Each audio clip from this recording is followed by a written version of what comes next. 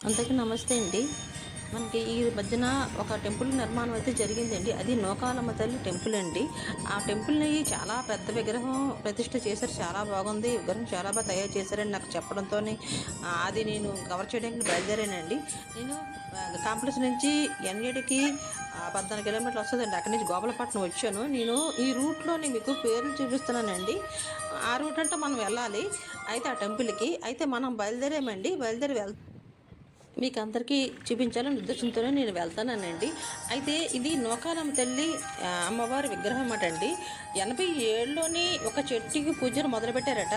ఆ తర్వాత అక్కడి నుంచి 90లోని ఒక గుడి కట్టడం జరిగింది. ఆ గుడి చిన్న గుడిగా కట్టారంట. ఇప్పుడు 2023లోని శ్రీ శ్రీ గౌరీ వినాయక యువజన సేవా సంఘం వాళ్ళు ఈ గుడిని పెద్ద ఎత్తున నిర్మాణం చేశారండి.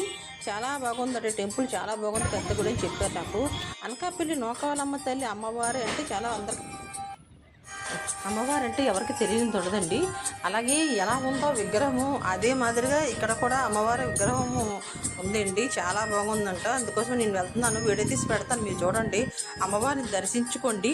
ఈ చుట్టుపక్కల గ్రామాలందరూ కొన్ని వందల మంది వచ్చి అమ్మవారిని దర్శించుకుంటారంట. అది మనకు తెలిసింది. ఈరోజు మనం అమ్మవారి గుడి దాకా మనం వెళ్తున్నాం. మీరు కూడా చూడండి అమ్మవారి దర్శనానికి.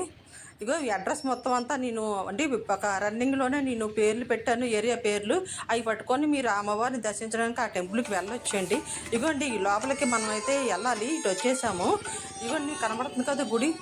ఇదేంటి, ఇది మెగదిగా రిజర్వాయర్ అండి. వాటరు ఆ చుట్టుపక్కల పొలాల కోసం ఆ వాటర్ ఎప్పుడు నిలువ ఉంటుందంట. అగో అది ఒడ్డునే ఉంది అమ్మవారి టెంపుల్. మనం పక్క నుంచి వీడియో తీసాము. ఇదిగోండి యాప చెట్టు ఉంది కదా, ఇక్కడే అమ్మవారిని పూజించేవారు అప్పుడు ముందు. ఇప్పుడు వచ్చి గుడి నిర్మాణం అయితే సాగింది ఇక్కడ. ఇక మనం పైకి వెళ్ళి అమ్మవారిని దర్శించుకుందాం.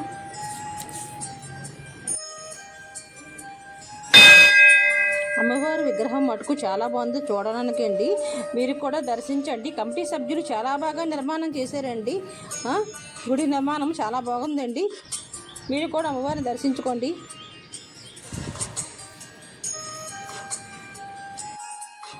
నూకాలమ్మ వేప చెట్టుకి పూజ చేసే వాళ్ళని స్టార్టింగ్ 87లో, అలాగే పెద్దల సహకారంతో 90లో నూకాలమ్మ టెంపుల్ నిర్మించుకోగలిగాము. అలాగే ఆ గుడి శిలా పథకం అవ్వడం వల్ల ఇంత పెద్ద గుడిని పక్కన పెట్టి ఇంత పెద్ద గుడిని కట్టి అభివృద్ధి బాటలో నడిపించి మొత్తం అందరూ సహకారంతో గుడి నిర్మాణం జరిగింది. అలాగే ఏప్రిల్ 8వ తారీఖున గుడి మామూలుగా విగ్రహ ప్రతిష్ఠ జరిగింది. పెద్దలందరూ సహకారంతో ఈ అభివృద్ధి వర్క్ చేస్తున్నాం. మా కొత్త నూకాలమ్మ గుడి కోటనారు గ్రామంలో 2023లో మళ్ళీ కొత్తగా పునఃప్రతిష్ఠ చేసి కొత్త విగ్రహం చేశాం.